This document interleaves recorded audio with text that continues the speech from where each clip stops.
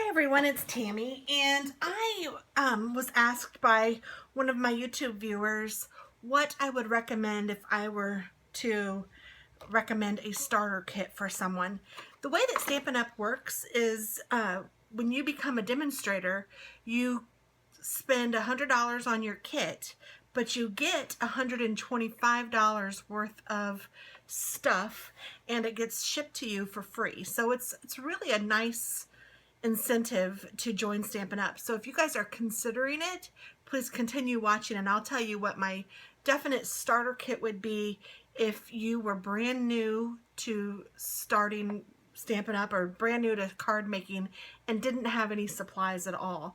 I would say that the first thing that you need to look at, and the most expensive, is a nice cutter. And this one is called a Stampin' Trimmer, and it is a wonderful trimmer. It is 12 inches by, well goodness, it's like almost 13 inches, and this is actually 14 inches. So this pulls out where you can make the page longer if you needed to. It also has the nice divisions on here as well as up here, so you can see where you're cutting.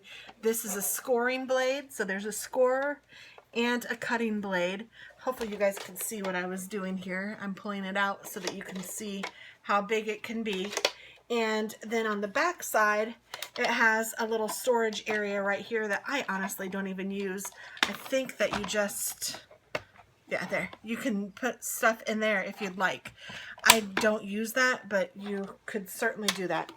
And you can purchase new blades, and to take these out, you just bring it to the end, and then there's a little notch that will allow you to pull this up, and you can take these blades off. It's actually fairly easy. I'm making it look a little harder than it should be, but I haven't done it for a while, in my excuse, because I haven't needed to. It's really not this hard. I don't know why I'm struggling. There we go. So you just see how it has, I don't know if you can see that or not, but it has like a little notch right here that's a little different size than the rest of the blade trimmer, and that's where they go on and off. And sometimes all you need to do is take this off and give it a good blow. Sometimes there's something that gets stuck on it. So I just like blow kind of hard on it, and then you just, it has a little tab right here that hooks on to the area, the plastic that you raise up. And then I'll show you, you just stick this on there and then pop it in where you have the extra spot, and then it just slides perfectly on. And it also is cool because it has a little arrow here. Hopefully you guys can see that little arrow, and it will precisely tell you where to cut. Another great thing I love about this trimmer is if I put this on 4 inches and I put it right there on the line, I know that that's 4 inches. Some other trimmers are a little off one way or the other. And whoops, this is also, if you needed to replace this, you could. I don't even know what it's called, but it's just the little guide that stays in there, that holds where the cutter goes. I don't know what to call it. So this is, and this line in the middle of this, where this is, so that little line is right where it cuts. Sometimes this can get clogged up with paper a little bit, and you can just simply take it out and clean it off. And it is double-sided, so you can just totally just clean it off. It's not a big deal. And then I just put it in where it's touching the bottom, and then I just put it into the top, slide it right in, and lo and behold, it works beautifully. It's also nice that it has a ruler on this side of the actual piece that you raise up, so you can get a precise cut this way and this way. And if you needed to use this to, let's say I just wanted to cut a square out of this piece of paper, and I knew I wanted it to be a 2-inch square, I could start here, cut up 2 inches, and know that I am getting the 2 inches. And then I could just turn my paper and get it where I wanted it to be and cut up 2 more inches. And then I could do the same thing where I just leave that where it is, and then, yikes, I'm moving it just a hair, didn't mean to. get it straight. And now I am using just a scrap piece of paper. I had no intention of doing this when I started, so you'll have to forgive me if it's not perfect. But this is, sorry, that was my cat. Goodness. Can't get them to stop jumping up here anymore. So you'll have to forgive me if it's not exactly perfect, because I really wasn't planning on this, but I'm just showing you what you can do. So I cut a 2-inch square right out of this, and you know, so it's perfect. I mean, it's really a nice cutter. So there are other cutters on the market. Some of them are great. You can choose, but if I didn't have anything, I would certainly include this in my starter kit. And this itself is $30. And personally, I think it's worth every penny. The other thing that I would say is a must-have is the Whisper White paper. This is just the plain Whisper White cardstock. It comes with 40 sheets and it's $9. And our paper is divine. I can't tell you how much I love our paper. Now, I use other paper. I'm not going to say I'm a total paper snob, because I don't know if you've seen my my scrapbook tour of my room, but I have a ton of paper that I have purchased throughout the years, and I'm not going to throw all of that away or give it all away, or, you know, whatever, give it to Goodwill or whatever, just because I'm a Stampin' Up! Demonstrator. I still use other products, but I can tell you that if I don't have to use another card, or another cardstock, I don't, especially if I'm using a solid colored cardstock. Now, if I am doing a paper where I want a background paper or something like that, I have many of those to choose from. There's also beautiful designer series paper that Stampin' Up! Sells, but to me, their solid core cardstock is the best. And the white is beautiful. It's nice and smooth, and it folds nicely, and it makes a nice weighted card. You can definitely tell the difference between a cardstock from Stampin' Up! And cardstock from Michael's or Hobby Lobby or whatever. And again, I'm not saying that I don't have some of that paper, but I would say since I've learned better, I have not used the other papers for a card, at least not a card base, since I've known better.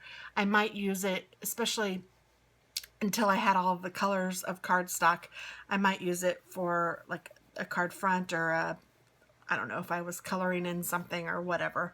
But I honestly don't use it a lot. But I love our Whisper White cardstock, so this would definitely be a must-have. Another thing that I would include is a basic black stamp pad, and I would do the archival ink stamp pad, because this is good. It will not, you can use this with watercolors, you can use this with any of the other mediums that we use, because it won't like feather or smear. You have to let it dry, of course, but it won't move once you've gotten it. And I do love our ink. Another thing that I said I might do would be ink pads. It depends on what, I'll get to that in a minute. So definitely the black ink, you would need this. Another thing that I would say that was a must-have is a bone folder. This is $7, and I know it doesn't look like much, and it's not very heavy, and you're thinking, okay, why do I need a bone folder? A bone folder makes a crease in a paper so much better. This is very vanilla. I have a piece of washi on there. So let's see, I am just going to fold my paper over, and I am going to just use my fingers and see how that folds, and it's kind of open a little bit like a little book. I didn't do that, it's just like that. And you can see how the edge is a little bit messy, which, okay. Take my bone folder, crease this really well. Sometimes you can even crease on the other side depending on how thick it is. But look at that. It no longer opens like a book. It stays flat. It makes your card just really crisp. It's not going to get rid of the wrinkles if you've already have them on there. The wrinkles are going to be there, but they're going to be a lot less pronounced. And it just makes your card so crisp. And if you're trying to do some cool folding of a card or something like that, let's say I want to, well, let's say I'm making this card and I want the top part to be folded over. When I use my bone folder to do it, especially if I don't already start it, you can see that there's less mess on the crease, and it makes it so crisp. It's just wonderful. It works out fantastic. I think that a bone folder is definitely a must-have in a starter set. Another thing that I think is a must-have are our dimensionals. These are used all of the time. I cannot stress how much I use my dimensionals. I even use the little pieces on the edges. I cut them so that they become little pieces. Dimensionals are $4, and you get 2 sheets stuck together, not stuck together, but 2 sheets that are full for the $4. And I love their shape. Anyone that uses our dimensionals after using something else, they usually will say that they like our dimensionals. The paper on the back is really easy to peel off, which is something that's not always true with other pop dots. The size is nice. They aren't, I mean, the hexagon shape or whatever that shape is nice. It's not too big. It doesn't stick out of most things, and you can trim them down if you need to. And they're not so thick that they're annoying. And they give you the dimension you want, but they aren't, like, I don't know, too thick. But there are occasions that you want it to be a little thicker, and you can just double them up or triple them up, and it works out fabulously. So I would definitely say our dimensionals would be a must-have in the starter kit. Now, the next things are going to be up to you, your choice as to what you'd want, but definitely you need a stamp set or 2. If you do not have any stamp sets, I would start with a stamp set similar to this, maybe not a Christmassy one, but one that has sentiments and cuteness, or if you like flowers, have it have sentiments and flowers, so that I'm going to pull up another one. Let's see. This is a good stamp set. Actually, I just have my holiday ones out because I just got these. But this is a great stamp set. See how it has all of these sentiments and then has all of these fun things? And there's a million of them, and they're all seasons. This is timeless. I can use this forever. And that's what you'd want. I wouldn't get a Christmas one as my first set, but I would get something that I can use all year round, and I could easily make it for different occasions. I could do thank yous. I could do birthday. I could do get well. And you would want to do this. I would say if you're just getting one stamp set, make it something that you can use all the time. If you're going to get 2 stamp sets and you like to put things on the inside of the card, or you think that you want to do sentiments on the inside of the card, get a sentiment set, like alone, and a set that has images on it that you like. And the images that you like are up to you. We have floral, we have cutesy, we have serious, we have like, I don't know, I'm looking at my stamp sets. We have one that has birds on it. It's kind of sophisticated. We have balloons. We have cupcakes. We have butterflies, trees. Our stamp sets are multiple and many, and there's a lot to choose from. So I would definitely say 1 or 2 stamp sets. And then the next thing would also be up to you. Once you've gotten your stamp sets and you know what stamp sets you have, you would want something that you would be able to color them in with. Do you want to color with markers? If you do, then the Stamp and Write markers that we offer would be a fabulous choice. And they come in sets based on the color block. So you could get the Regals or you could get the In Colors, and I would get a set of markers. If you think that, nope, I really don't think I want to do markers, I think I want to be able to color with an aqua pen or with a blender pen, then if that's more your style, then what I would do is I would get probably 1 stamp set, and then I would get our set of 2 aqua pens, which are fabulous. I love these. These are watercolor pens. And then I would get an ink or 2 in your favorite colors. Now they do have inks, in sets, but because you have $125 worth of stuff to spend, I'm trying to just spend that. I would get an ink color or 2 based on what my favorite colors were. And for these, you just use this part of the ink to color with the aqua pen. And I have lots of examples in cards that I've done this technique. on my YouTube channel. So you could easily do that. So that would be my choice. So definitely, I'll put these up here because you don't want to just color in black, but definitely in your starter kit, if you are just, oh, and I forgot the snail adhesive. Snail adhesive is also a must. This is the two-way glue runner that we use. Mine actually isn't even a Stampin' Up! Snail adhesive, but this is something that I'd gotten that's just like it. I don't typically use these because I use, if you guys are familiar with my channel, you've seen me use out my big pink guy. This is an automatic tape gun, and I use this because I go through so much tape that this is way more economical for me. Now, it's not always as convenient because it's not as small, but a snail adhesive is definitely something that's needed.